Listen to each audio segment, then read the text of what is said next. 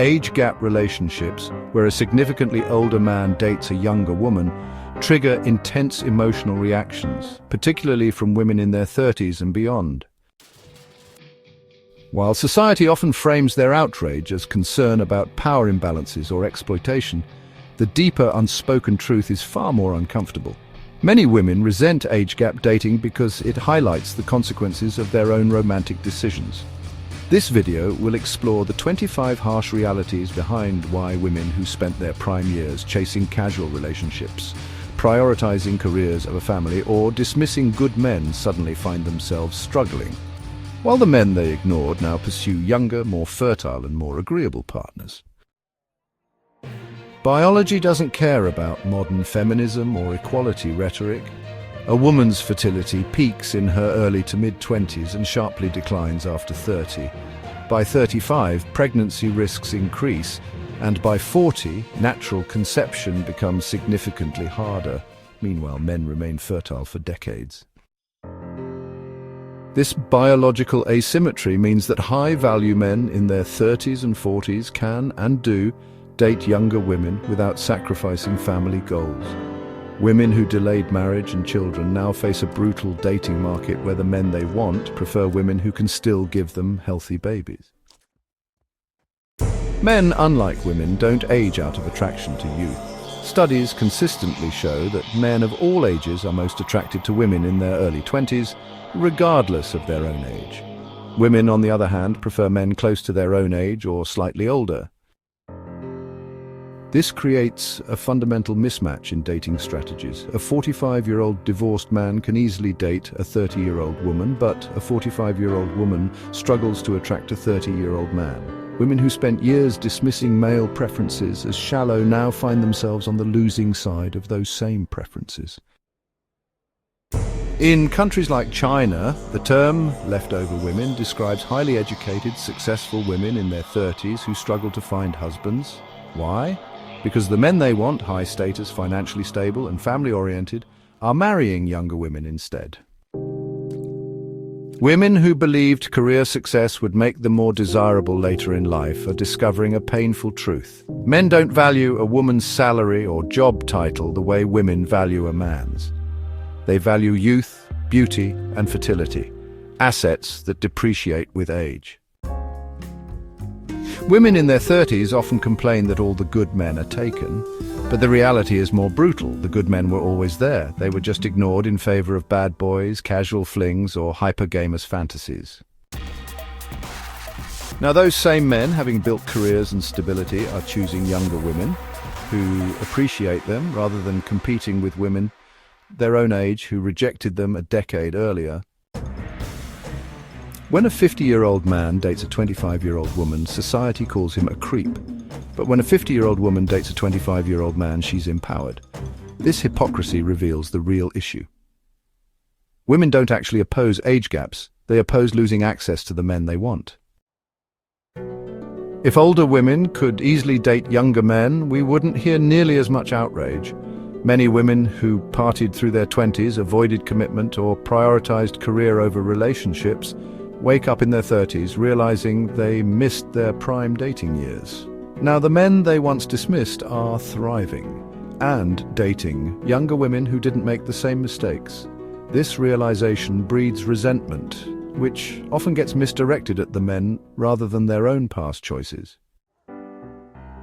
Women who spent years in casual relationships or with men who wouldn't commit often face a harsh truth. Their relationship history matters to high-value men. A 35-year-old woman with a decade of hookups and failed relationships is at a disadvantage compared to a 25-year-old with lower mileage and more optimism. Rather than accept this, many attack age gap relationships as unfair. A woman who rejected marriage in her 20s may suddenly want commitment in her 30s, only to find that the men she's interested in are no longer interested in committing to her. Men who were once eager to settle down now have options, and many prefer younger women who haven't been jaded by years of dating. Instagram and TikTok are filled with influencers claiming 40 is the new 20, but reality doesn't match the fantasy. Filters, fillers and Photoshop can't reverse fertility decline or change male attraction patterns. Women who bought into the "you're still in your prime at 40" narrative are now facing the consequences of that lie. Many women were told they could have it all: career, love, family, without sacrifices. Now they demand high-value men overlook their age, baggage, and declining fertility while offering little in return. Men, however, aren't obligated to settle, and many won't. The crazy cat lady stereotype exists for a reason. Women who spent years dismissing traditional relationships are now struggling to find men willing to commit to them. Meanwhile, the men they once ignored are starting families with younger women.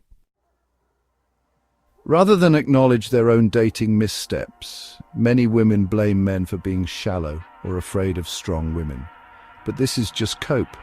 Men have always valued youth and fertility. Women are just upset they can no longer compete.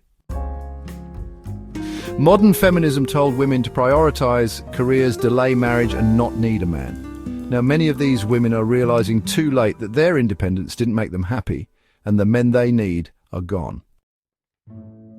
Some women expect older, successful men to overlook their reckless 20s debt or single motherhood. But men with options don't have to settle for baggage. They can choose younger women without it. A woman who spent years saying, "I don't need marriage or kids," may panic at 35 when her fertility window closes. But men don't owe her a family just because she finally decided she wants one. Some older women believe men should be thrilled to date them, ignoring that men prefer women who are easier to please, more fertile, and less jaded. In their 20s, women had endless options. Now they're competing with younger women and losing. This ego blow fuels much of the hatred toward age gap dating. Many women realize too late that the boring guy they friend-zoned at 25 is now a successful 35-year-old dating a 26-year-old. Their anger isn't about morality, it's about missed opportunities. Women were told you have time, focus on your career, and men will always want you. Now, they see the truth and they're furious. Some women refuse to date men their own age who they see as losers but can't attract the older men they want, so they attack age gap relationships instead of accepting reality. Life isn't fair, biology isn't fair, men choosing younger women isn't unfair, it's nature. But women who believed in perfect equality can't handle this truth.